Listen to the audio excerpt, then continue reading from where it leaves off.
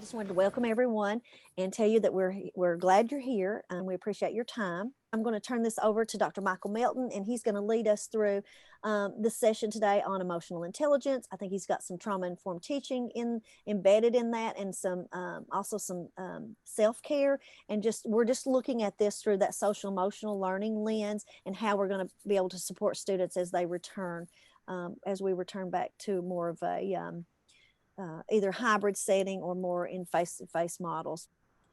Good afternoon, everybody. Thanks, Dion. Welcome to Emotional Intelligence, Social Emotional Learning, Trauma-Informed Care, Teaching Emotions with Trauma in Mind. But that is the title of the presentation today. Again, if you have any questions as we go along, there's my contact information. Learning targets. While we hope at the end of this that at least we could define the components of emotional intelligence, social emotional learning, and trauma-informed care, there's other terms that will go with this: mindfulness, resiliency, all of these character education. All these fall into the same really core of components, is that we're dealing with the individual student and what emotional and physical and psychological events that they're going through in their life on a daily basis, and how can we best relate and treat those children and build the trust in them that we need to do.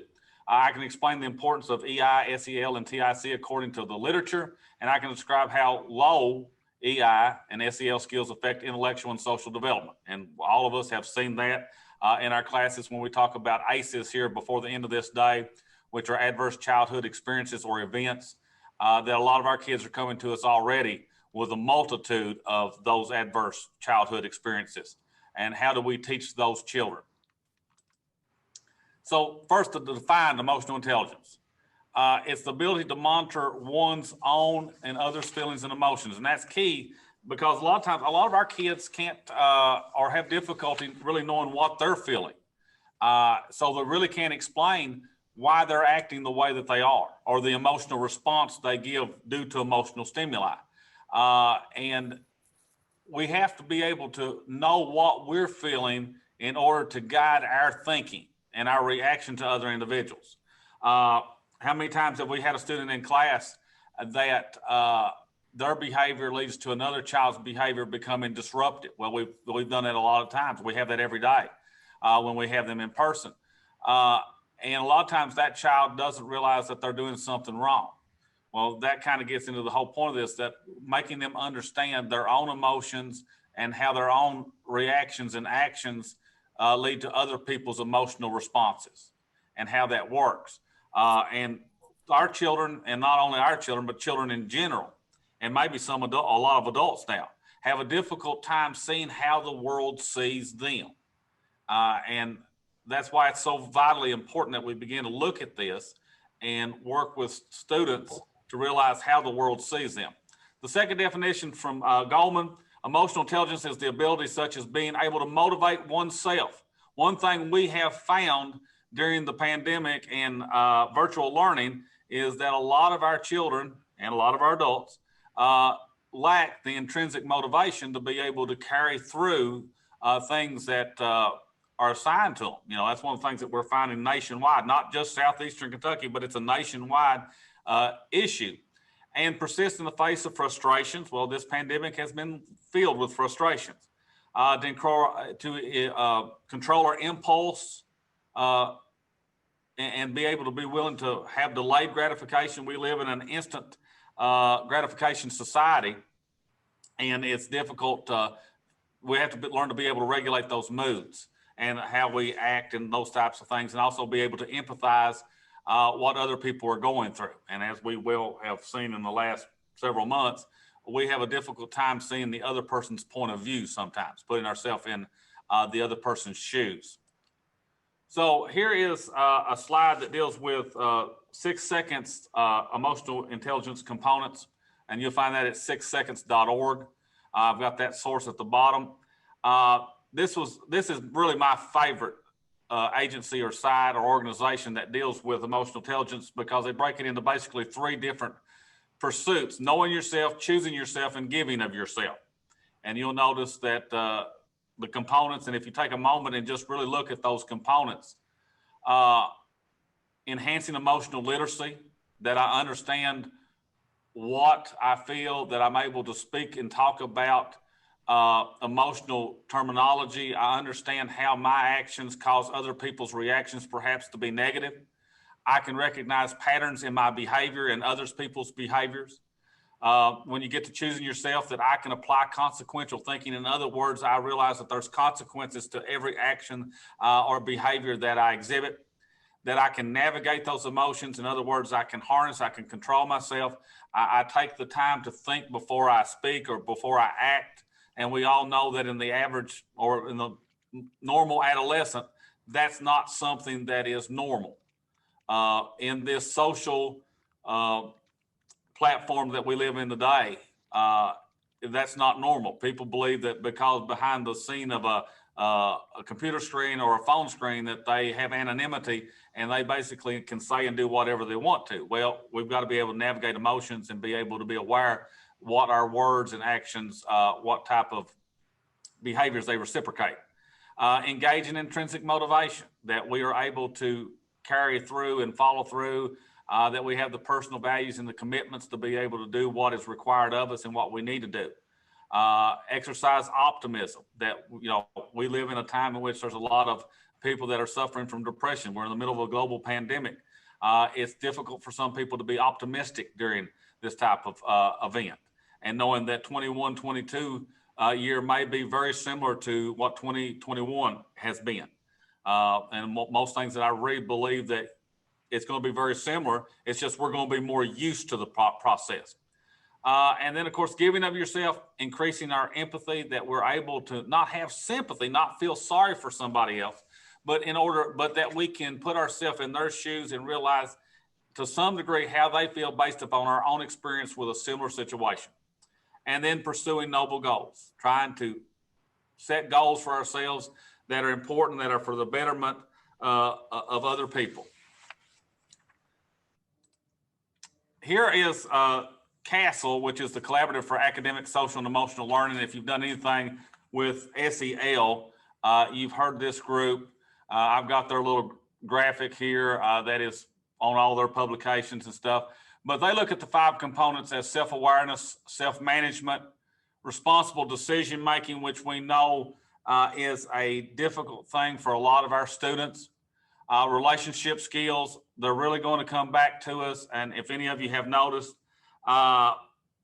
when we've been hybrid, when we've had them in person, that students are having a greater amount of difficulty relating to people that they don't know or they've been away from for a while. They're having a failure to sometimes make eye contact, that they maybe perhaps mumble, or they perhaps when they talk to a friend, if they, of course, they're having to talk to them at least 6 feet away with a mask on, that they may be a little bit louder and using their outdoor voice instead of their indoor voice. And then, of course, social awareness, being aware of our own actions and reactions and how they affect other people.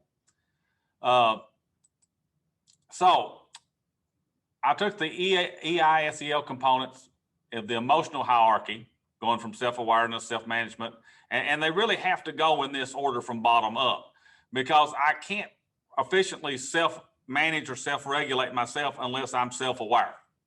I can't make responsible decisions unless I can manage myself. And of course, I can't build relationship skills if I'm not making responsible decisions and those types of things. And if I'm making those, if I do the first 4, then I probably have a fairly decent social awareness. Well, if you look at Maslow's hierarchy, we're dealing with the physiological safety, life, love and belonging, esteem, and self-actualization using the 5 leveled one of Maslow's hierarchy. Because that really comes back to the whole reason why we begin to really focus and look at this, is because we've got a greater fraction or part of our population now in southeastern Kentucky that fits the demographic, because we've got such a number of kids that are living in poor socioeconomic status situations, that they're not living with a biological parent, that, there's just they've had a lot of grief, a lot of things that happened in their life. And we're just now realizing that we've got to begin to be equipped to meet that child's emotional needs, not only their physiological needs. And if we don't, then we're not going to have a whole lot of success, and we have to realize that. I think sometimes we get so busy with curriculum uh, and other concerns and accountability and all that, that we forget that we've got 30 kids in a classroom or whatever might be the case, the number of kids that we're serving. And that if we don't begin the process of teaching them how to be self-aware, to be able to name the emotions that they're feeling, how that emotion makes me feel, how that emotion makes me react, how can I control that, how can I make a more positive emotional response, that my emotional response has a way of making other people feel about me and how they treat me. And for us to get in that mindset, that mental approach to realize that this is going to be a major issue, that with kids coming back and as they begin to be able to interact more, that we're going to have more conflict and they're going to have more anxiety, depression. And we'll talk about that with ACEs in a little bit. One of the points that I keep always put in there is that, we're kind of in a point where we're expected to differentiate instructional strategies, use a variety of different teaching methods. Now we're virtual, and we're dealing with kids that vary intellectually and with social emotional abilities and competencies, and also deal with the ethnic backgrounds, and we're becoming more ethnically diverse even in our region, and then also dealing with all the socioeconomic situations and challenges that our population faces. So there's a lot of things in there that causes our kids to come to school with frustration. And then sometimes we're focused just on the educational component of it, and sometimes we add to that frustration without really wanting to, not meaning to, but we do. According to Darling and Hammond in 2015, they said the emotional constructs were where we were the most deficient in, that we're not teaching these in public schools.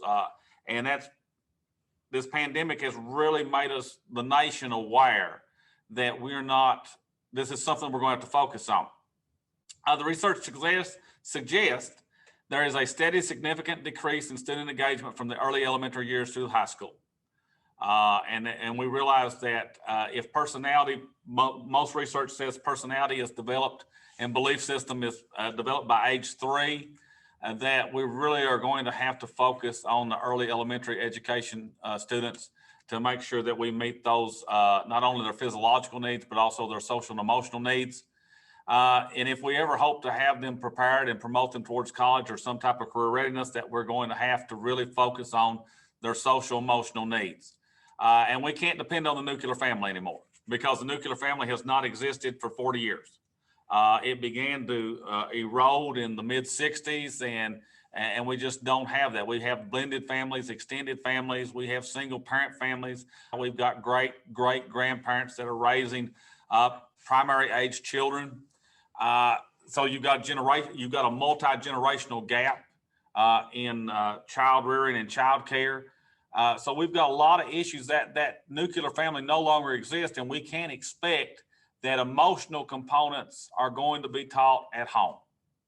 We live in a social world with all these social media platforms where most everybody gets the majority of their information from. And of course, that feeling of anonymity behind the screen causes us to be less emotionally aware. Effective mastery of SEL skills results in improved outcomes and well-being, health, self-efficacy, and better school performance. That would only make sense. That if I feel better about myself, that I act better, that I'm aware of what I feel and how I react to certain people's reactions towards me or actions towards me, I'm going to get along better with people. I'm probably going to have a greater amount of self-motivation because I feel better about myself. I feel better about the people around me. I make more friends. I make better decisions with my life. I show a greater degree of empathy because I understand. I'm more aware of what's going on around me. Researchers over the past 20 years have discovered that SEL supports and in fact significantly increases students' academic development, promotes engagement and motivation, strongly decreases problem behaviors and attitudes. That's everything that PBIS is built around. And we are a PBSI district here, and most districts are now, or a lot of them. But we've got to begin to implement this inside each individual classroom with each individual student if we want to really work. If we know that if the data and the research and the literature says that this is going to significantly increase student academic performance and make their life better, then why are we not focusing on it? Well, the global pandemic is going to force us to have to focus on it.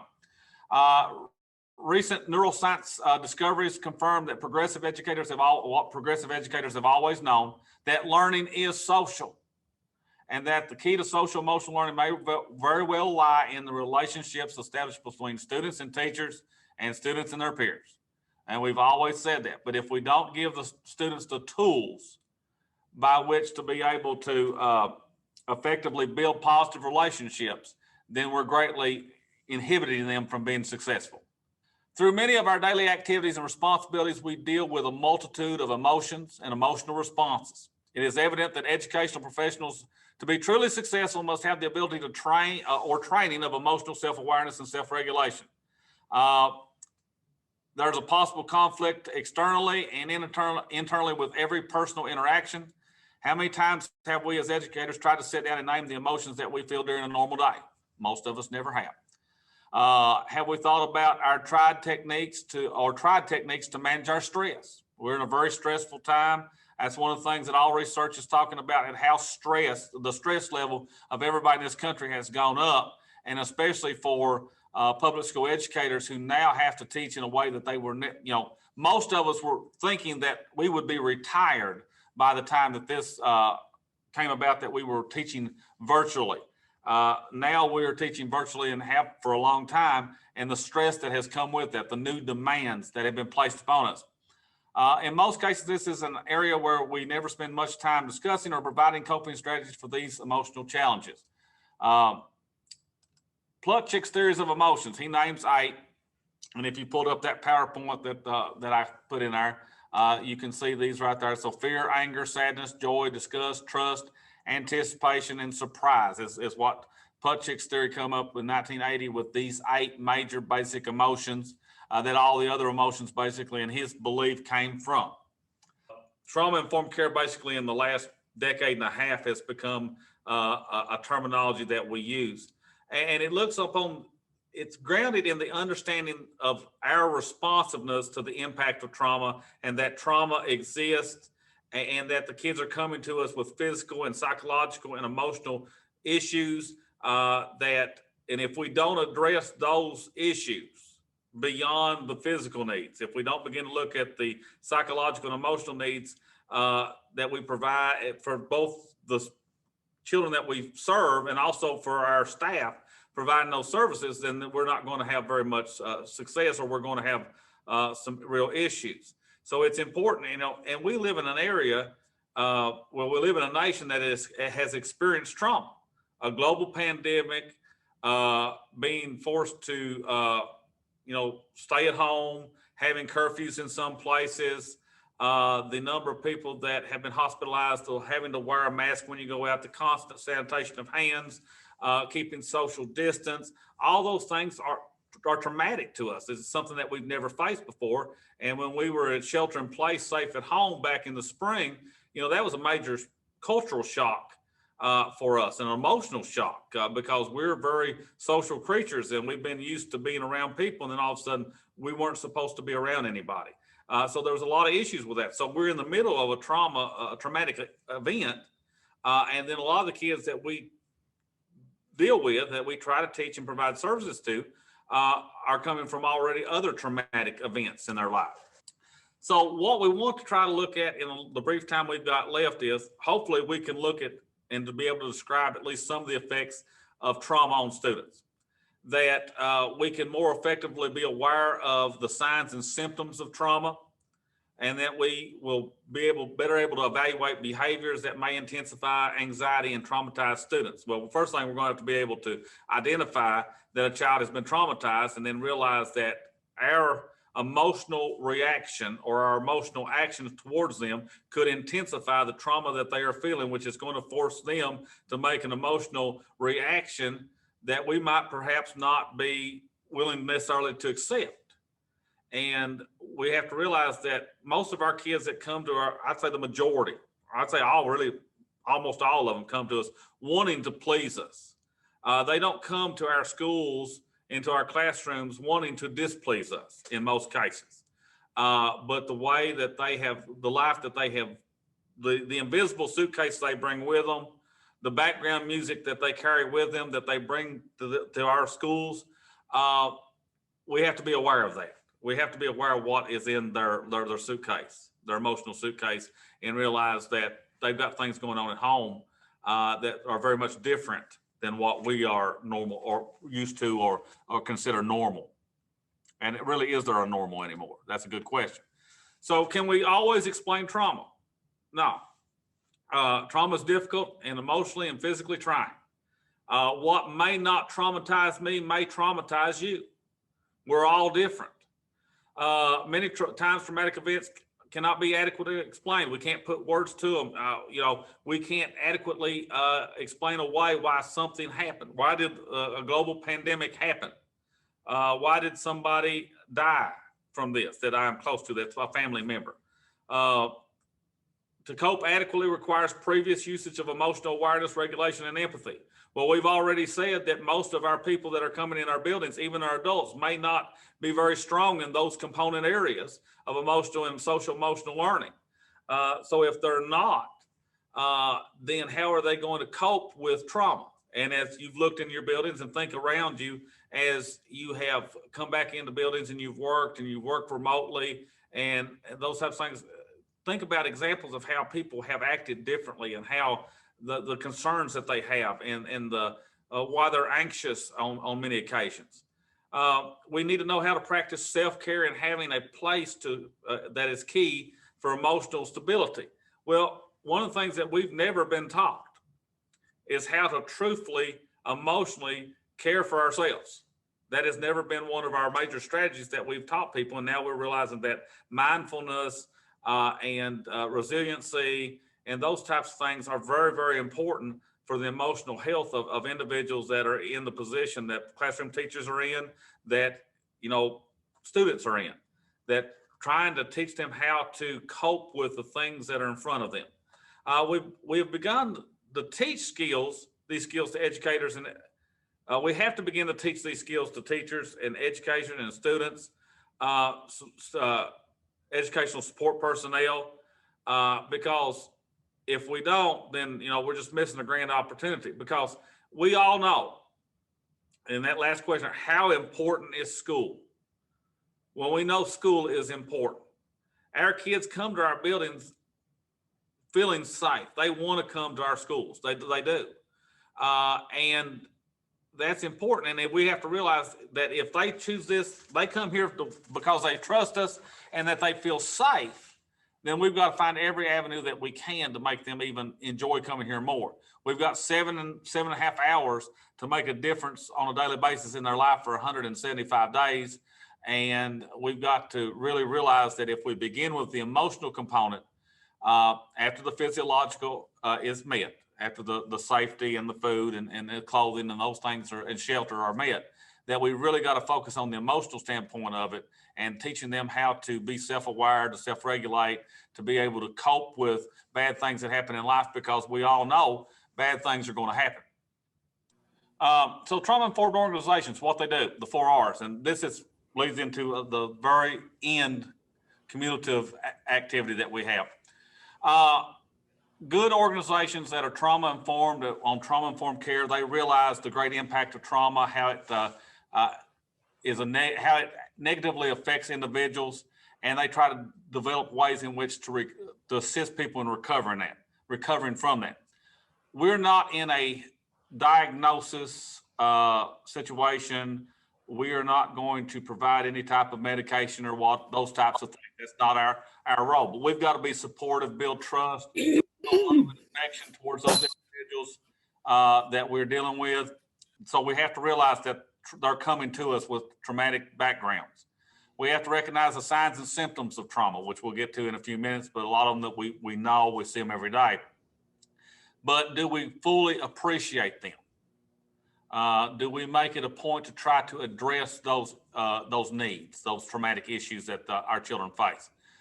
Responds by fully integrating trauma knowledge into practice. Well, I think more of our districts, like Dion said, that it's become a discussion in not only the region, the state, but also the nation, is that now we're going to have to figure out ways to respond and fully integrate traumatic knowledge or knowledge of trauma and how it affects students and teachers and other individuals, support staff in our daily procedures. And then focus on attempts to intentionally resist re-traumatization. In other words, the way we address a child that is traumatized has to be different. Because if I add in my frustrations at that child for what they're doing in a way that is not receptive to that child, then that child is going to have to act out either internally or externally, but there's going to be a response. And we've not done a real good job in education over the years of being able to provide students of different traumatized backgrounds choices and options as to, now that's one thing that this might work out very, very well with the virtual part is now we have some more options. We know some children that just need to be able to move around. Their attention span's short, their disability may cause them to be able to only be able to focus for a short period of time, and then they need some type of kinesthetic activity.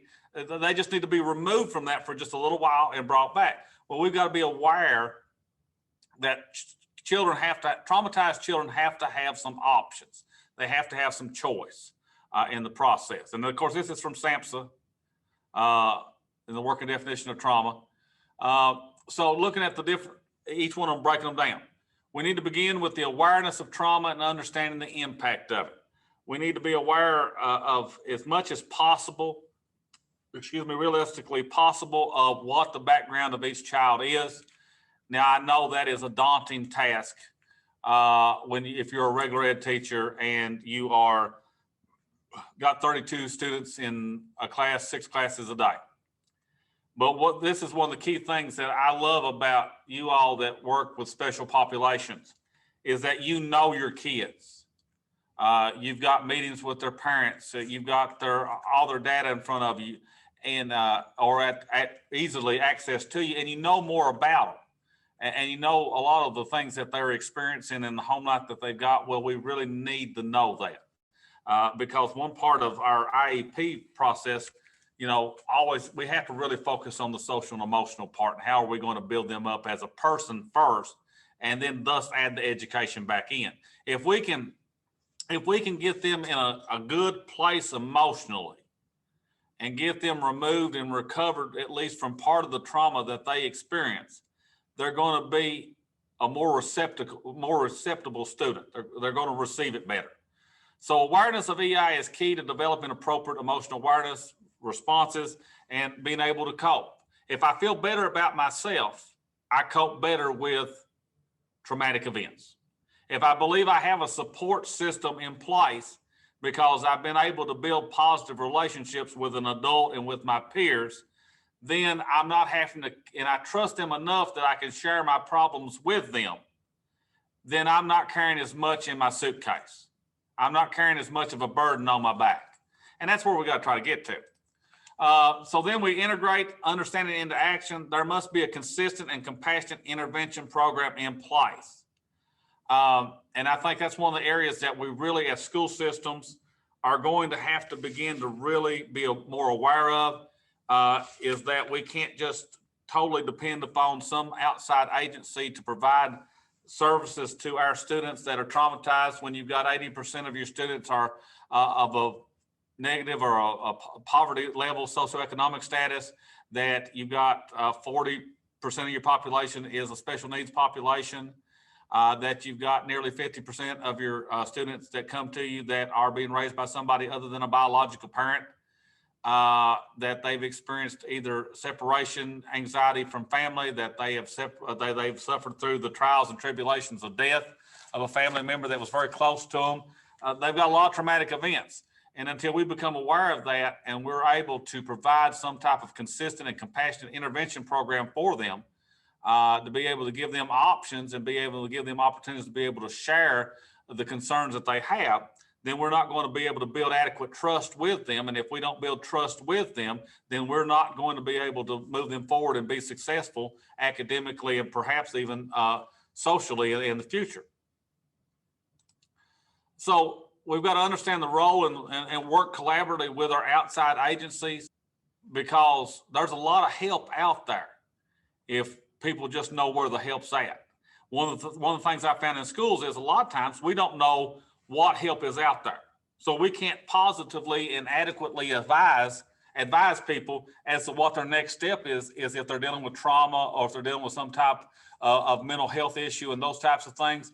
We've really got to begin the process of doing that. We need to build that trust and confidentiality with these students unless it's something that we're bound by law to have to refer. Don't ever go from the standpoint, if we have a responsibility, a legal responsibility to report, we have to report and make sure that report is done. And it doesn't fall on me just going to a principal and telling them that something's going on is not enough, because I've got to be if I witnessed it or I've been made aware of it, I've got to make sure that report is filed legally. Now, Fallett and Harris developed 6 domains of traumatic informed culture that there's promote safety, trust, and there's that word choice. And I think that's the major issue that sometimes we fail in public school, the way we have done things in the past, is that students that come from trauma don't have as much choice. We've become very status quo, very cookie cutter, and that's one thing that we've got to give children more of that come from traumatized backgrounds is some choice, some options. And then, of course, empowering them, the collaboration part that we're working with outside agencies and multiple groups and giving kids more opportunities to experience more. And then, of course, cultural competency in all aspects of service that, we're being socially equitable towards all groups based upon their background or whatever that might be, what issues that they deal with or they carry with them. We know from research how important the school environment is. We've talked about climate and culture for 25 years that I've been in public education. They were talking about it before I was in public education. But we have to be aware of the environment and behavior. We have to be aware that culture and climate has changed. We have new strategies that we're using in classrooms. We've got a lot of things that, because we're technology immigrants, we're coming into technology. The kids that we're dealing with are technology natives. They've been there since the time that they were born. If I have a problem with an iPad or an iPhone or a computer, I ask a kid, my 11-year-old nephew, my 10-year-old grandson, they can fix it in just like a matter of moments, which I have to go Google something and go through the steps. They can fix it just like that. So we know those things exist, and we've got issues there that exist with that. And then we have to understand the language and behavior cues of different social classes. And for us, we're mostly homogenous. We're mostly one group of people, ethnically and racially, but we're becoming a little bit more diverse. And in the years to come, we will become more diverse. But we also have to realize that the language and behavior cues of people that are traumatized. That's kind of the issue that we more so now is that racially and ethnically we're homogenous, but when you get into where we are socioeconomically and emotionally, then we're very more heterogeneous than we would normally like to think.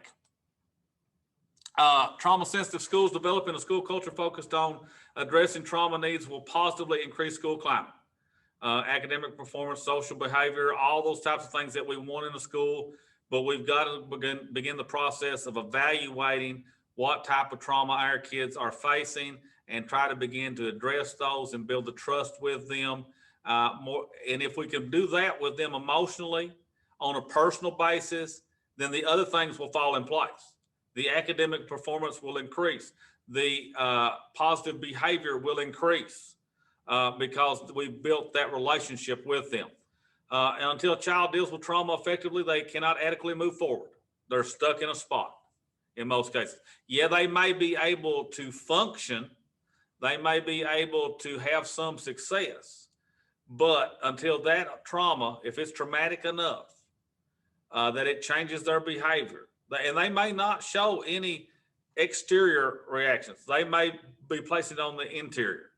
And that's even probably worse in many cases because a lot of times you don't know there's even a problem if they're internalizing it. So we've got to try to build those relationships that students trust us enough, children trust us enough that they'll share those things. Some other terminology that if you read enough of the literature, that means the same thing. Maybe trauma responsiveness. Are we trauma responsive? Are we trauma sensitive?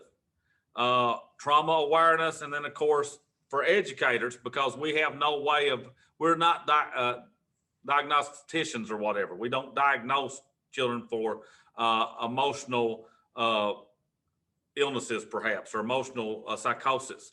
But trauma-informed care for educators is kind of the terminology. TICE is what this pretty much boils down to, because we're educators and we're not going to prescribe anything, but we do have the opportunity that sometimes we may need to refer somebody if we believe that there is a need.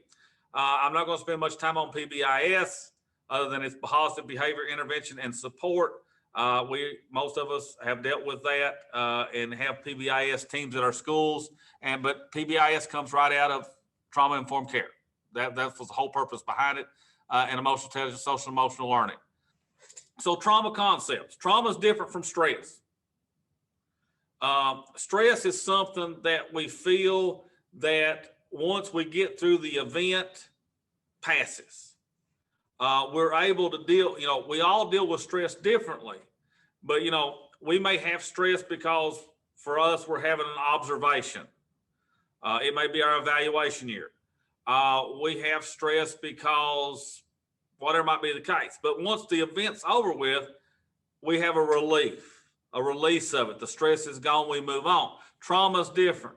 Trauma doesn't leave you until you deal with the traumatic event and figure out some place to put it emotionally, and you can cope with it. You can't move forward. So it's experienced directly, witnessed, or experienced indirectly. So you can have primary trauma, or you can have secondary trauma. You can feel the trauma through somebody else, even though you may have not witnessed it. Trauma is overwhelming. It affects all the domains of functioning, physiological and psychologically.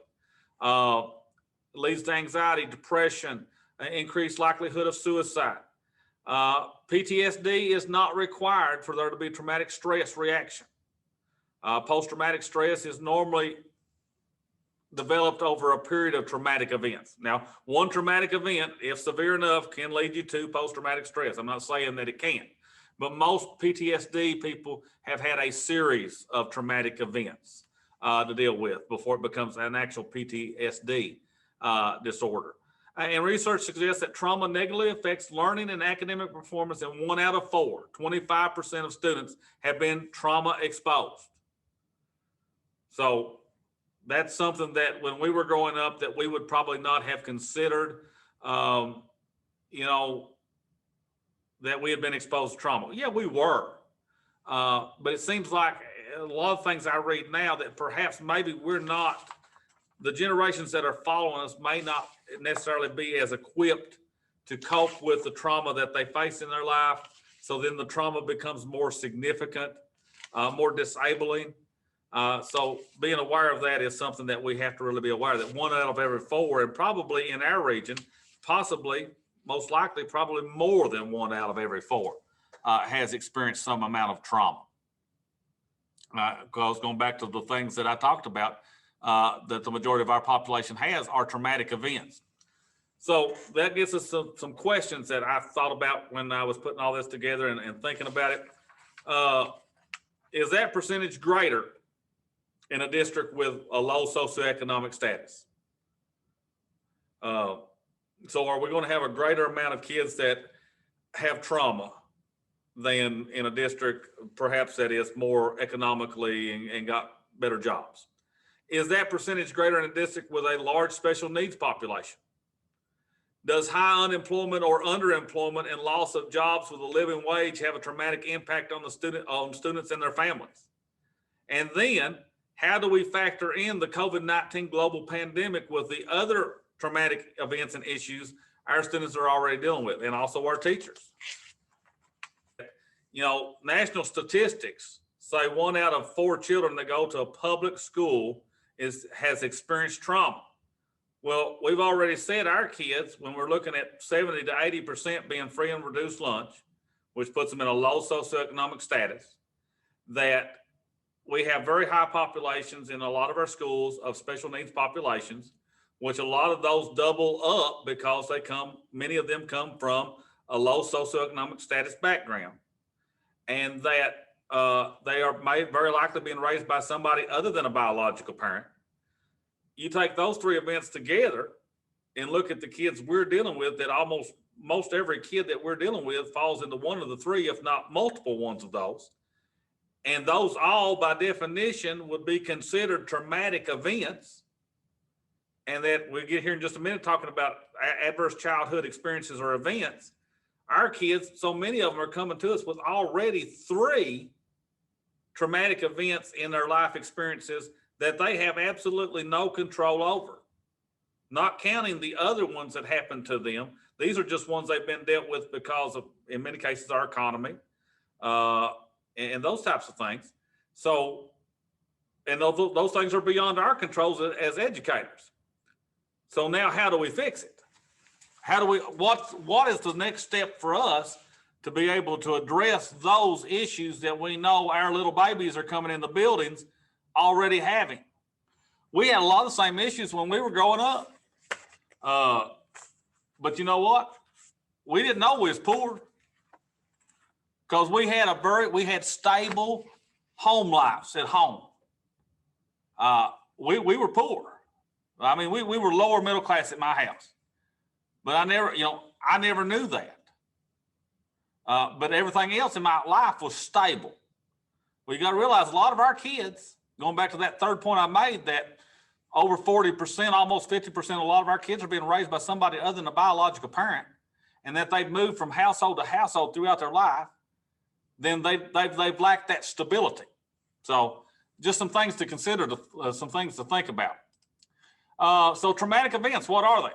Domestic and family violence, dating violence, community violence. And it's amazing that now we hear a whole lot more of violence in our little rural community that when we were growing up, most of us, we didn't hear a lot about. Sexual or physical abuse, natural disasters such as hurricanes, floods, fires, or earthquakes. I was on an earlier call today with, and that was one of the things that we were working on and talking about, is that, we've got areas in our region that constantly in the spring experience floods, mudslides. We've had some major snows that have, put people out of electricity for 8 to 10 days. Those are traumatic events. Serious car accident, sudden impact or violent death of someone that you love, whether it be suicide, accident, drug overdose. And that unfortunately has become more frequent. Family dysfunction due to death, divorce, disaster, being, that separation anxiety, being moved from one family unit to another is greatly devastating, traumatic event. Unexpected financial change or poverty, serious injury, major surgery or life-threatening illness, war or political violence, global pandemic. All those things are traumatic. And there's other things that are traumatic as well that's not even on that list. And a lot of our kids have to deal with these things. We have to deal with them as adults. We're just a little bit better as a group because, we're educated and we've gone through things. And so we may be a little bit better equipped to deal with it because our frontal lobe of our brain by 25 has developed, and we're able to hopefully make better rational decisions. But think about being a 12-year-old and these types of things happen too. And you don't know what the next step is. So ACEs are adverse childhood experiences. You've heard me mention that term several times, or events. If childhood trauma is not addressed, it will most likely be carried into adulthood and will affect productive relationship skills, life satisfaction, etc. We said earlier that for somebody to be able to move on from a traumatic event, they must deal with that traumatic event. They must cope with it and understand it. We've already said that traumatic events may not be able to be explained, not be able to be defined, but at least I can be able to cope and accept it and be able to move on from it. The way we have had a tendency over the years in education to conduct business and teach is that we've not always taught with, or rarely have taught with, the emotional, social concepts in mind.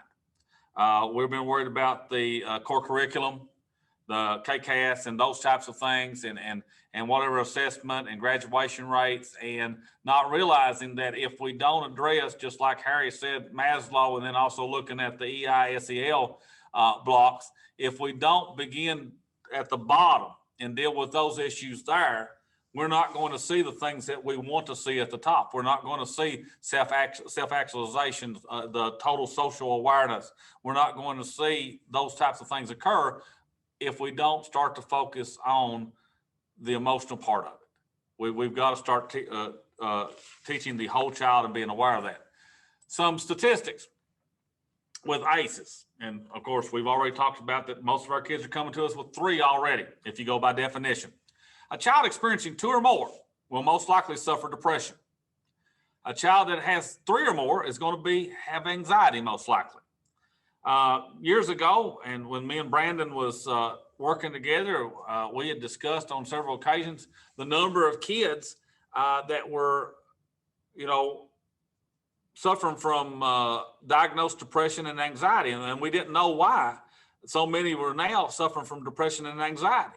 Well, about that time, I began to go through my doctoral process, started studying this, and it already started to make a whole lot of sense. We've got more and more kids that are having adverse childhood events and experiences in their life, and as they get more of them, they suffer these psychosis, depression, anxiety. The literature also suggests the following: suicide rates increase by the number of ACEs. So the more ACEs a child has, the more likely they are to commit suicide. If they have 4, 12 times more likely to commit suicide. If they have 7 or more, 50 times more likely to commit suicide. And we've all experienced and had former students that have committed suicide. And if you went back and was able to do a survey through their life and find and know more about it, it would probably go back to these types of events. Depression increases with each additional ACE that a child has. Sexual promiscuity, unplanned and planned teen pregnancy, and teen paternity all increase with the greater number of ACEs. So the magic number seems to be 4. How many have I told you most of our kids already have? 3. If you look at by definition, and if they become aware of all those things, they're already carrying 3 of them into our building. Now, that's not if nothing else ever happens to them, that they never suffer from neglect or abuse or a violent act. They already are coming to us a lot of times with 3 already in their suitcase. So this is the one for childhood experience, because we got abuse, neglect, household dysfunction. If that occurs, then you've got what is the impact on child development. Well, you're going to have neurobiological effects such as brain abnormalities, stress hormone dysregulation. You're going to have slower growth of the frontal lobe, which is the reasoning and thinking area of the brain. There may not be adequate development of that part of the brain. Psychosocial effects: poor attachment, poor socialization, poor self-efficacy. So if they go through ACEs, then on their development, they're not going to be able to build relationships and long-lasting relationships, and they're not going to be able to make good decisions. Healthy risk behaviors: smoking, obesity, substance abuse, promiscuity are all exist there, and there should be a comma there about after abuse. So taking that into consideration, and we wonder why we live in a region that has such a substance abuse, supposedly has such a substance abuse problem. Disease and disability long-term, major depression, that should be depression, not depression. Suicide, PSD, drug and alcohol abuse, heart disease, cancer, chronic lung disease, sexually transmitted diseases, intergenerational transmission of abuse, social problems such as homelessness, prostitution, criminal behavior, unemployment, parenting problems, family violence, all those things continue. That's what we're looking at. So the whole point of all of this and making you aware and begin to look at this and being able to analyze and break it down and try to think of next steps is to say, okay, this is what we know. What can we do to intervene and change this projected occurrence or the end result? And that's a lofty question. And this is just in the pyramid, the ACE pyramid, that just goes, you got adverse childhood experience, you've got disrupted neural development, you've got social, emotional, and cognitive impairment, adoption of health risky behaviors, disease, disability, social problems, and early death. So that kind of gives that's kind of a downer, but that's what we've got that's facing us with the kids that we're dealing with, that if we don't become more traumatically informed, realizing that those issues exist, that we can't just place a Band-Aid on it, that we're going to have to be proactive and develop policies and procedures and strategies embedded in our instruction, embedded into our culture and our climate to be able to address these issues. So traumatic stress on the next slide. So you've got a state of mental or emotional strain that results in adverse or very demanding circumstances. Like we said earlier, stress is usually short-lived. We pass the event, it's gone, we're relieved, we feel better, we don't worry about it anymore. Trauma doesn't leave them. Trauma doesn't leave you. You've got to cope with it. Traumatic stress is overwhelming. It's debilitating. We've already said that it causes you to have anxiety and depression.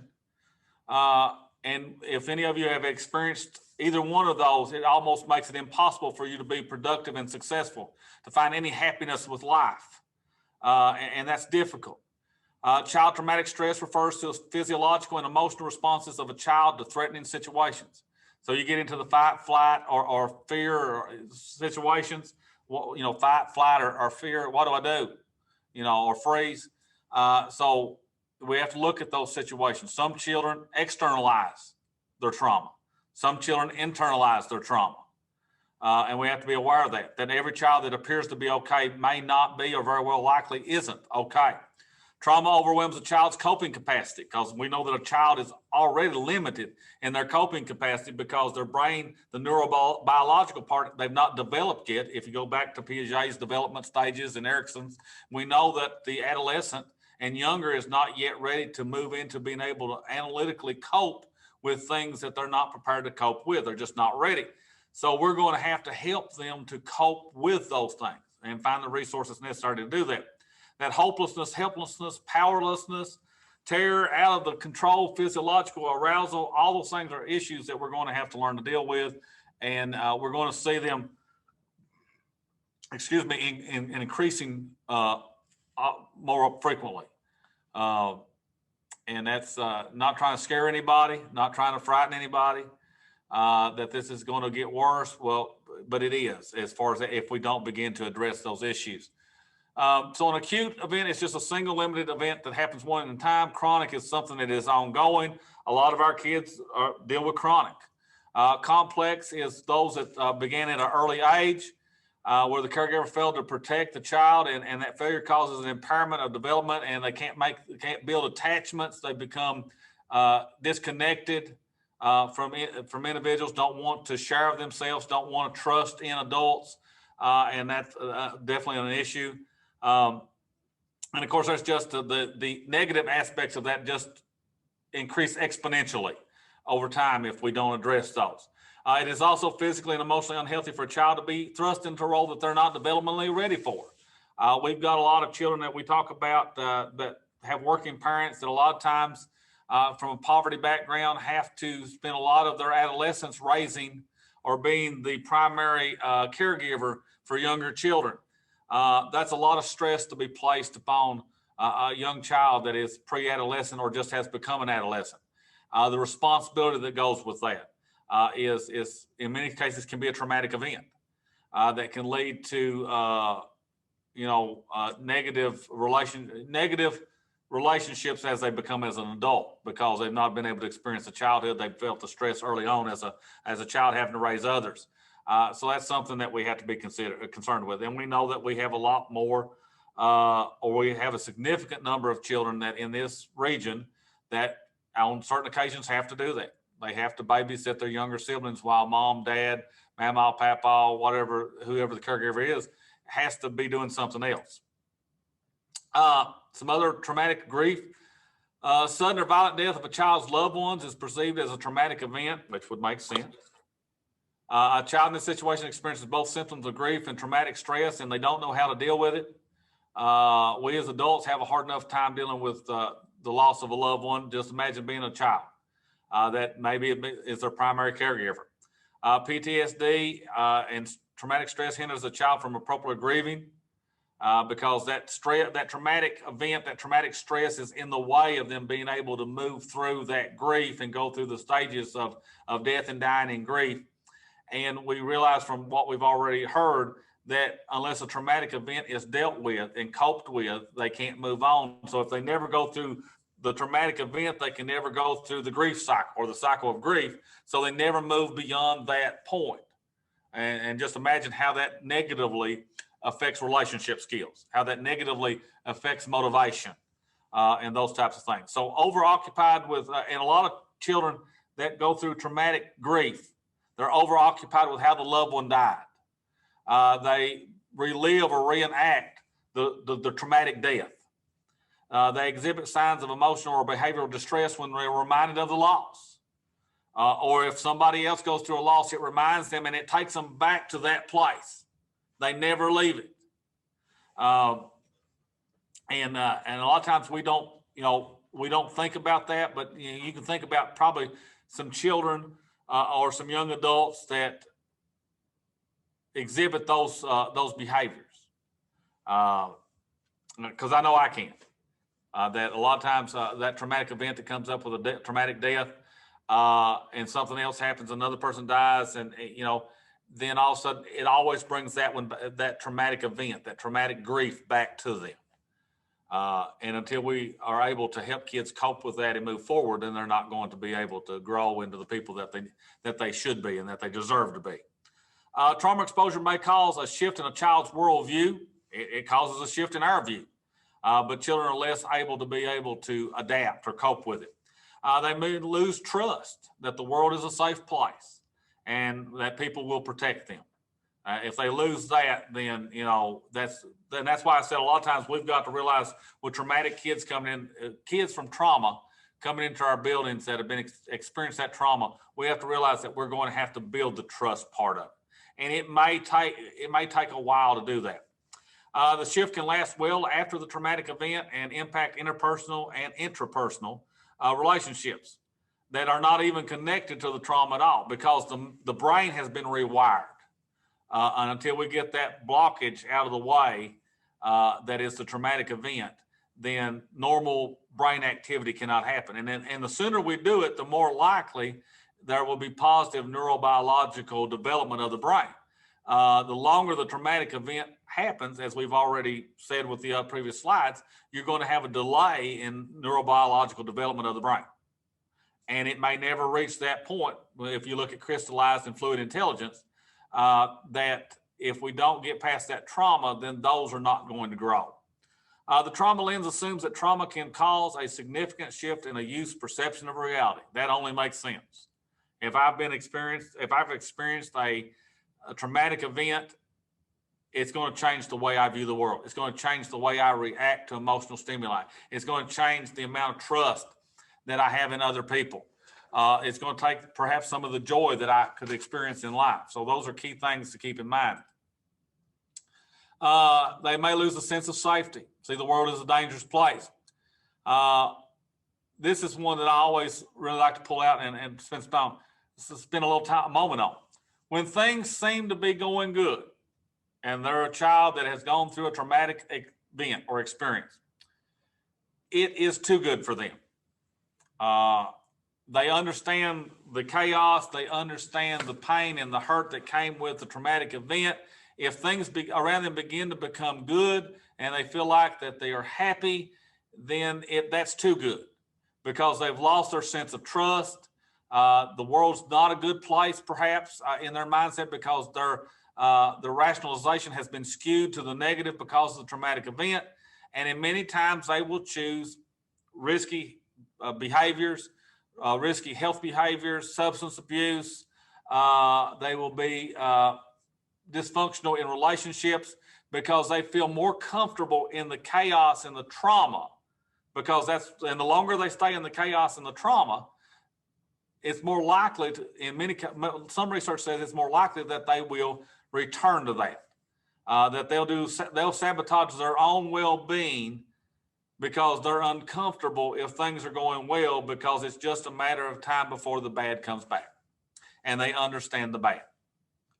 And that's kind of a sad place to, in our mindset, for a child to be, or any individual to be, but realizing that a lot of our kids may very well be there is even more alarming. So when you've lived in chaos, peace is unnerving. It's the unknown. You can't find comfort in it.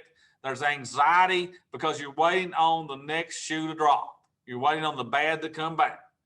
And because of that, it's easier to live in chaos and uncertainty. So areas influenced by trauma: attachment and relationship, we've already said; physical health, because we know anxiety, depression, other things increase blood pressure, contributing factor to diabetes. We know the diet that people choose to eat has effects on that. We know that emotional regulation is influenced by trauma. Our behaviors, our cognition, the way we think, the way we react, self-concept, and future orientation are all influenced by trauma. Those are all things that we want to try to build children into being able to be productive members of society. And if they lack any one of those 6 that are up there, and there's more, but if they lack those, then they're going to be less successful.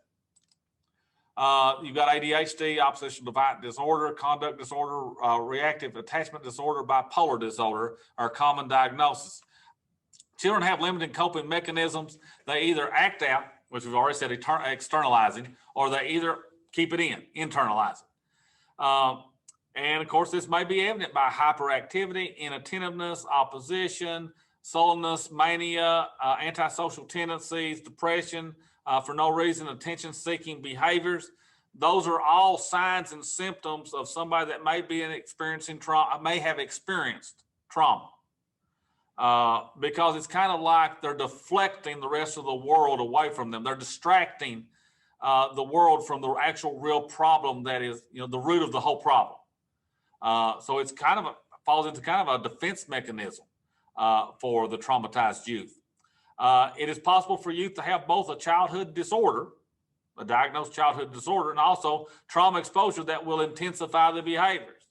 And so I think we've got, or feel confident that we have a lot of children that we're dealing with that have those issues, that are both have an actual physiological disorder, but then you add the emotional traumatic event on top of that, it only intensifies the amount of significance of the psychosis. So trauma can cause fear, anger, shame, helplessness, hopelessness, and become overwhelming. We've already established that trauma is an overwhelming event. It may interfere with the development of self-awareness and self-regulation. The self-awareness part may be just very low self-esteem, that they don't have the worthiness to be successful or to have a good life, or they don't deserve it.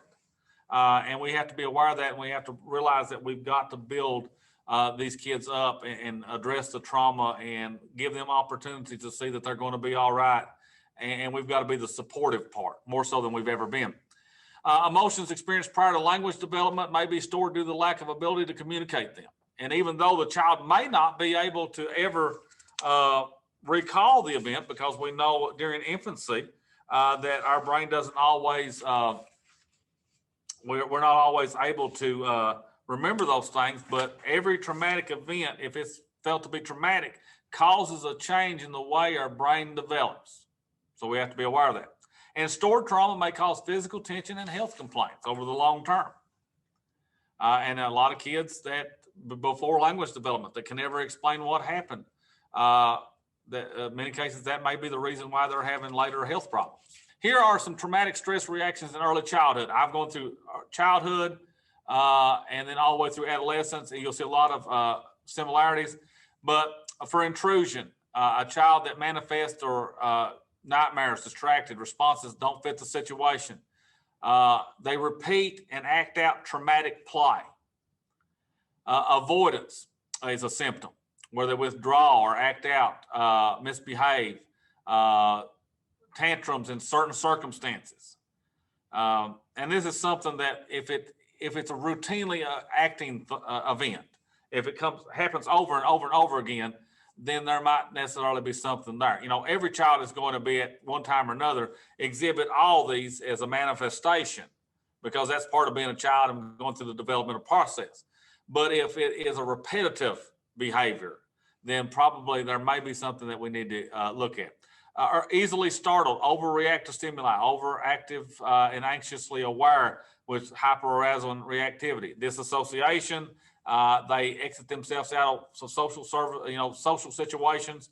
They want to be more alone. They daydream a lot. Negative alteration of cognition and mood. They don't have a lot of emotion. They're fearful. They're clingy. They're unable to retain information. And you can go back and look at those. That's early childhood. Poor perception and expressive communication. So they can't express themselves very well. Then you look at the ages 6 through 12, which is mostly what we deal with in this area.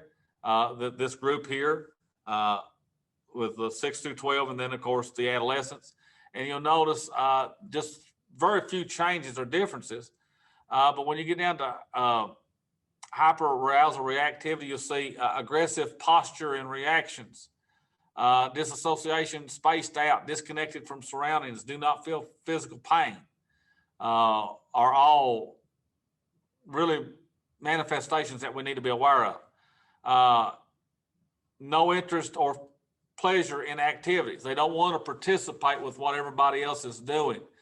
If they do, they complain about it.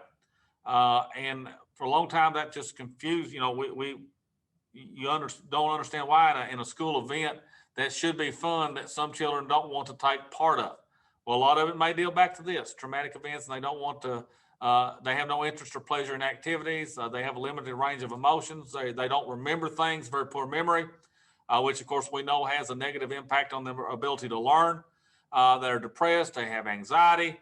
They seem angry. They have regressed behavior, poor assessment of danger. In other words, they take high level of risk on things. So a lot of things to be concerned with that. Then if you look at, if I can get the click here, if you look at adolescence, you see basically for intrusion, the same things, avoidance, still withdrawal or disregard for negative consequences. So they're not thinking consequentially.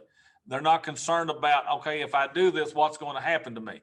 Well, if that's the case, and all of us or most of us have dealt with discipline to some way, some form of fashion with children, those children that you can't seem to reason with and can't get them past from recommitting the same offenses, then we might need to look at that and say, you know, what is the root of the problem? One thing about discipline is that it needs to be a teaching tool. We need to use it to teach or find out what the issues are that's causing this. Hyper arousal reactivity, anxiously aware, overly sensitive to personal space. You know, those are things to be concerned with. Disassociation, daydreaming, disconnected, same thing. Poor concentration. Again, that falls right into that's very negative for us in education. And then you look at the last one there, negative alteration in cognition of mood, self-injurious behavior, poor assessment of danger, anxious, afraid. Those are all issues, and we need to be able to be aware of those behavioral, those types of behaviors, those types of symptoms, to realize that we need to intervene in some way. If it's just an isolated behavior, probably not, because as we've already said, through the developmental process, we all go through all of this. We all have experienced all this at one time or another. But if it is a reoccurring behavior that you can think of as defining that child, then there's probably something behind that. Well, there's not probably, there is something that is triggering that. And that's where we got to get to. We've got to get to the root of that. Because we've already said, if they don't move past the traumatic event, they're stuck right there. And that's why you're going to get this continued repetitive behavior of negative behaviors. Adolescents develop frontal lobe maturation, executive functioning, organization, planning, response control, morality, all that comes from the frontal lobe of the brain. We realize through neurobiology and brain research that the frontal lobe of the brain doesn't completely develop until approximately age 25. So we've got to address these traumatic functions as early and as soon as possible, because if we don't, then that frontal lobe will never mature to the capability or the potential that it had. Then you've got cognitive development, abstract thought development will not develop. They're going to be just stuck in the concrete. You've got separation and individuation. Peers become more important. We know that as they become adolescents, that the family unit, the caregiver becomes less of an influence and the peers become more of an influence. Well, if we don't productively and actively deal with traumatized youth who are interacting with each other, and we've already established that they are going to have a riskier set of behaviors, and are going to be less focused on perhaps morality issues, or what they should do as a norm of society, then we're just going to continually exponentially increase our negative outcomes. Social development, like we said, peers become more important. You get into the argument, of course, the psychosexual part with hormones and puberty coming about. You've got nature versus nurture. Then you've got the identity confusion versus role confusion that children go through during adolescence. And then you put a traumatic event in there, and it really just complicates everything that much more. And the emotional brain is developing well into the early 20s. We've already said basically age 25. So even though they're legally responsible for themselves at age 18, they're probably not going to act as a reasonable, rational adult until their mid-20s, if they do so then. And a lot of that rationality is going to go back to where they are traumatized, exposed youth, and was that trauma dealt with in a positive way. So signs and symptoms of a struggling adolescent. A child that was all of a sudden fine, and then all of a sudden one day you started to see these signs. Poor grades, interpersonal difficulties, poor social skills, sticking more to themselves, choosing different friends, choosing risky behaviors, wanting to spend less time with family and close friends, becoming more of an individualized person, which is all part of development. But, even as individuation comes into play and I become more the person that I think I want to be, I still have to you don't want to be separated from family. There needs to be that family time. And when that child moves to the point that they're all of a sudden was very close to family, now they don't want to have anything to do with family, then those are signs and symptoms that we need to be aware of, that there's something going on with the child. We can't just say that, well, he or she's going through some growing pains.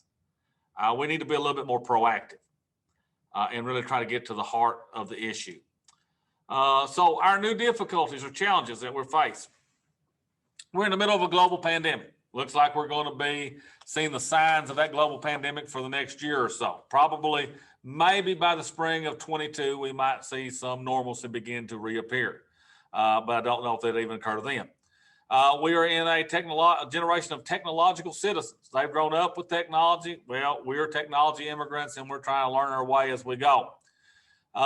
This is a generation that's seeking instant gratification, because one research study said that the attention span of the average adolescent now is about 8 seconds. We're in a scrolling culture.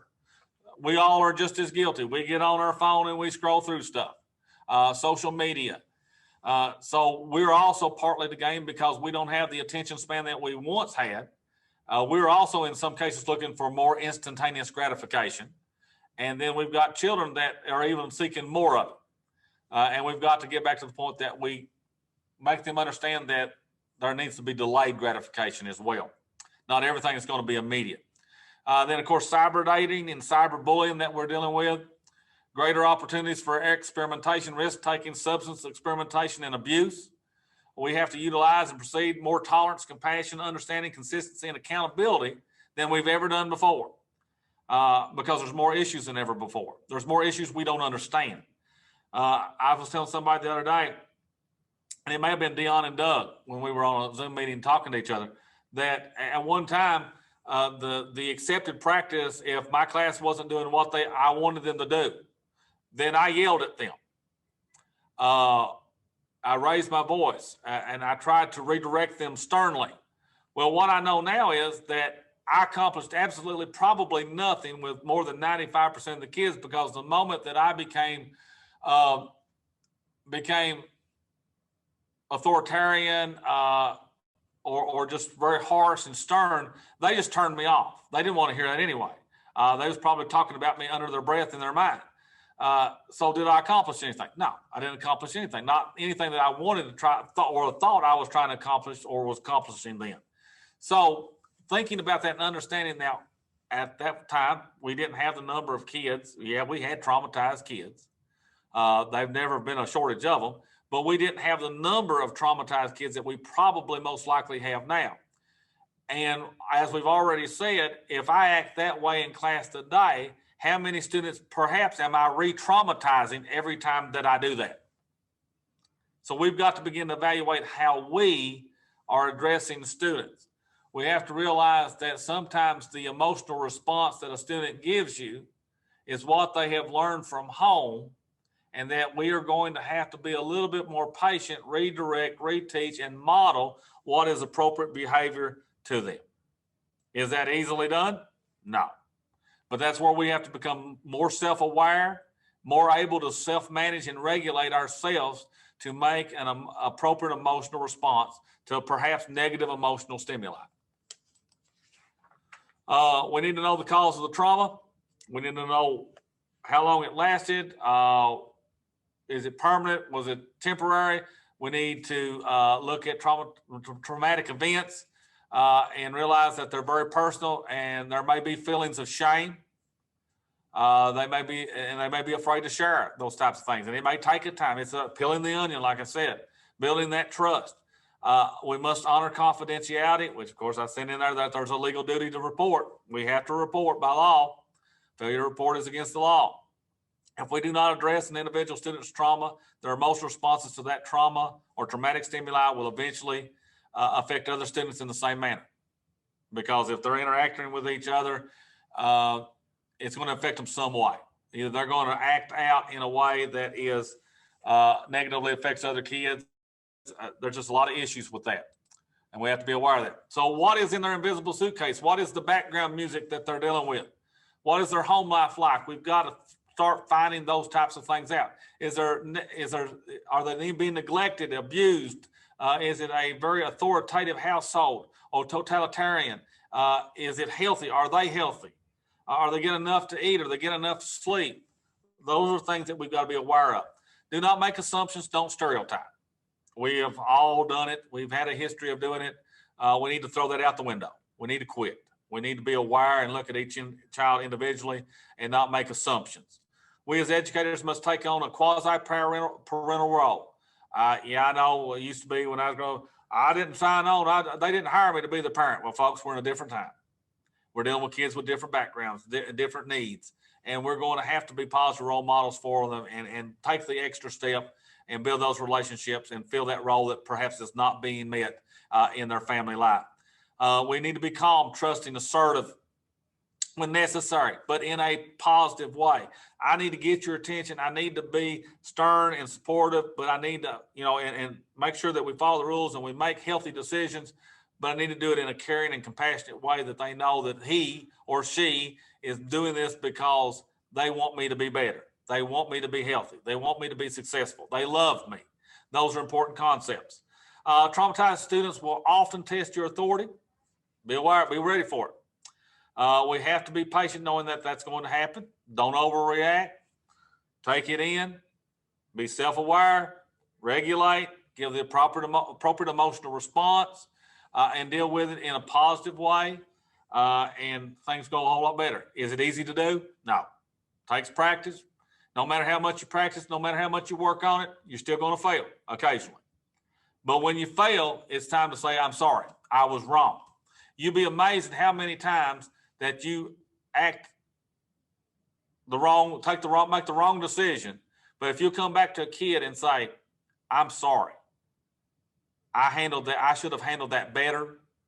Will you forgive me, or are we okay? And it's amazing how much trust you build with a kid, because now you give them a choice. You give them an opportunity. You've let them see that you also make mistakes and that you fail, that you're not perfect.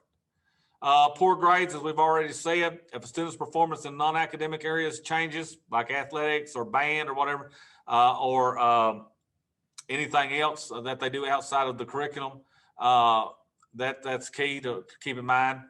If the student starts to miss school or isolate themselves from others, that's definitely a symptom. Does the student have difficult personal relationships and seem to be in turmoil and chaos all the time? Well, we talked about choosing chaos and chaos theory. A big thank you to Dr. Melton. I appreciate your presentation and the information that you shared. Thank you all. Really appreciate it.